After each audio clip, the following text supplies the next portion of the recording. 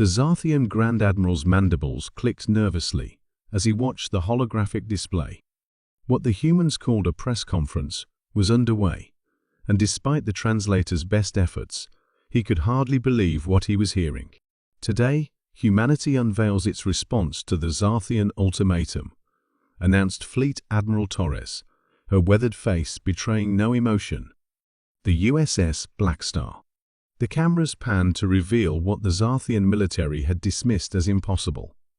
A warship that defied every limitation their scientists had assured them applied to primitive humans. In his command center, orbiting Zarthia Prime, Grand Admiral K. Zoth leaned forward, all six eyes widening. "Impossible," he whispered. 3 weeks earlier, the Zarthian Empire had delivered its ultimatum to Earth's United Nations. After a century of observing the scattered human colonies, the Empire had determined that humanity was unworthy of continued independent existence. Either submit to Zarthian rule or face extinction. The Empire had conquered 17 species across 3 galactic arms. None had lasted more than a standard lunar cycle once the ultimatum was delivered. The Zarthians allowed their targets time to despair, to fracture, to beg. It made the eventual conquest more efficient. But humans had responded differently. The Blackstar represents a quantum leap in propulsion, weapons technology, and defensive capabilities, Admiral Torres continued, her voice steady.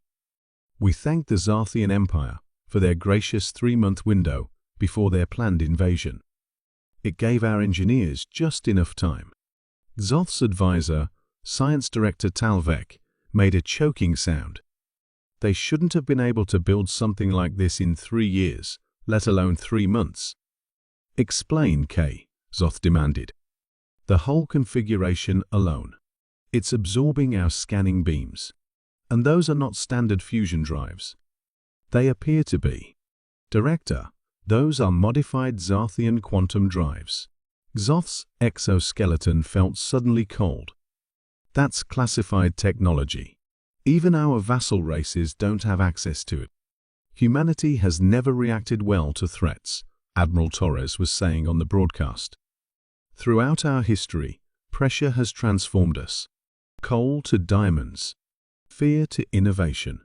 The view changed to show the Blackstar in motion, executing maneuvers that made several Zarthian bridge officers emit involuntary pheromones of distress. On Earth, in an underground facility beneath the Mojave Desert, Professor Eliza Winters watched the broadcast with her team. 5 weeks of no sleep, subsisting on caffeine and determination, had led to this moment. "They don't understand us," she murmured, watching the reactions of the international press. The Zarthians evolved as apex predators on a world with few threats. Their empire expanded through overwhelming force against weaker species. Her assistant nodded. "But humans? Humans evolved being hunted.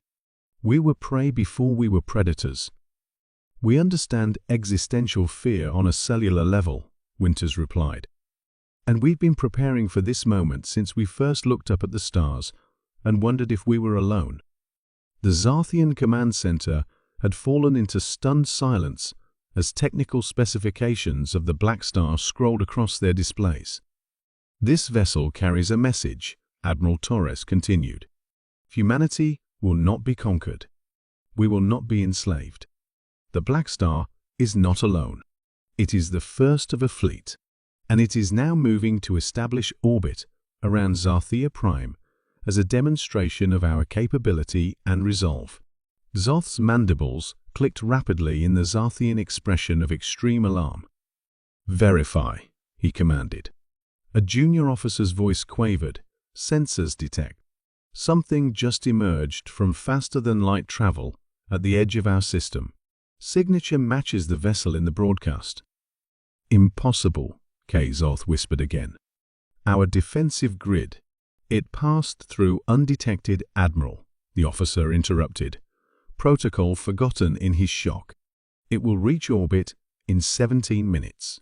Science Director Talvek examined the data with trembling appendages. The humans have not only matched our technology, they've exceeded it. The Blackstar's drive signature indicates they've solved the quantum tunneling problem our scientists have struggled with for generations.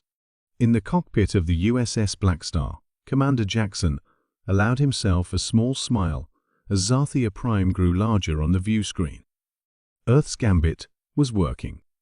The ship contained technological innovations born of desperate collaboration between nations that had been enemies mere weeks before. Former rivals had shared their deepest secrets, their most classified research. The Zarthian threat had accomplished what centuries of diplomacy couldn't: true human unity. Ready for orbital insertion, his pilot reported. Defensive systems detecting multiple targeting attempts, all failing. Jackson nodded. Open a channel to Zarthian High Command when we achieve orbit. Let's see if they're ready to reconsider their ultimatum. As the Blackstar settled into a perfect orbit over the Zarthian capital, K. Zoth made the hardest decision of his 600-year life. He opened communications. "This is Grand Admiral K. Zoth of the Zarthian Empire," he began, struggling to maintain composure. "The Empire recognizes the unexpected capabilities of humanity and proposes immediate diplomatic discussions." On screens across Earth, humans watched as Admiral Torres responded with the words that would enter humanity's history books. "The United Nations accepts your proposal, Admiral K. Zoth. Humanity comes in peace, but we will never come in surrender." The age of human ascendancy in the galaxy had begun,